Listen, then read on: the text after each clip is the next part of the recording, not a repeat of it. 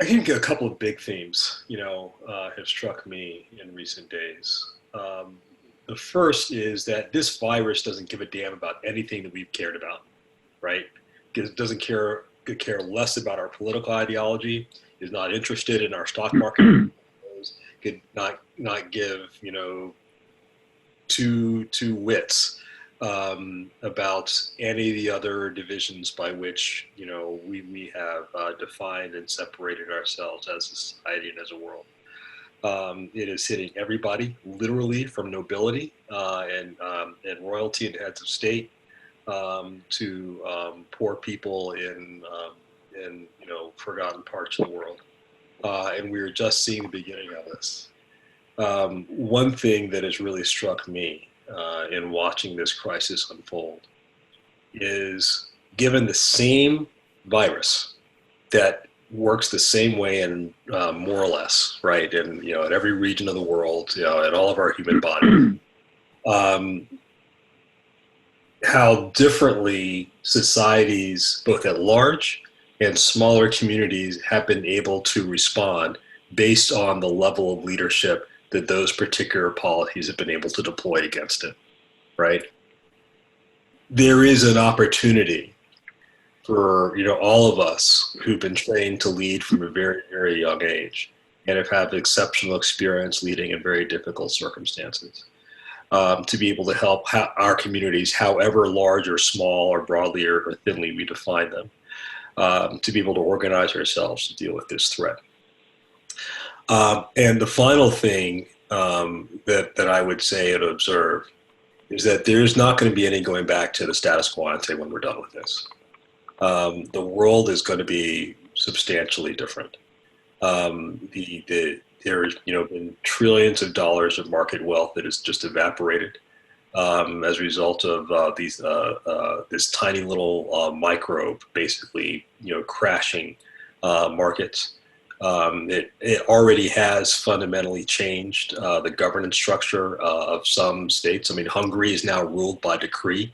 A NATO member of the European Union is now given supreme powers to its president, the likes of which were known only previously to the pharaohs and the czars.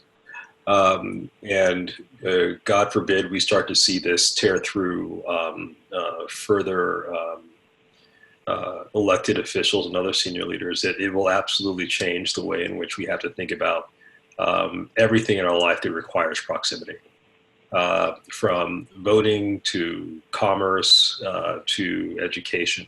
And the things that we learn over the course of this year, whether it be our ability to just frankly just organize communities, or much more people becoming much more familiar with this kind of online interaction, to prioritizing what really security means, both in terms of health security as a fundamentally organizing principle. Regardless, philosophically, of how you decide to organize it, what is clear is that when you start to see refrigerated trucks, not only in New York City but in Nashville, because you can't cremate the bodies fast enough, that will have a profound impact on the American psyche and the ways in which we begin to think about how we organize ourselves and what our relationships are to each other. I don't know what it's going to look like on the other end. I just do know that it's not going to be, like business before. And then one kind of final philosophical thought I was thinking about just as I was getting ready for this call is how much we all just took for granted like a month ago. I mean, literally. I mean, just the ability to shake hands with each other without fear, or the ability to to go to a restaurant and have a conversation. And it makes me think what other things we're also just kind of taking for granted as a society and also in our individual lives. That one way or another we'll be forced to revisit. So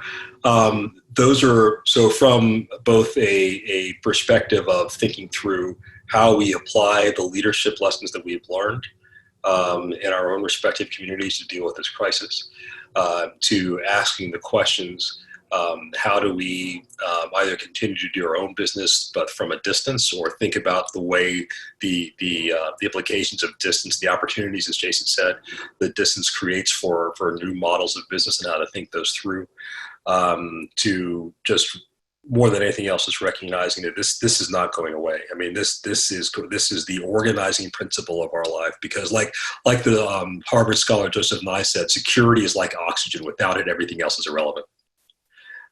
So until we figure out how to get a handle on this thing, this has to be our major planning factor that impacts everything else. So thanks very much for giving me the floor for a couple of minutes, and look forward to the conversation.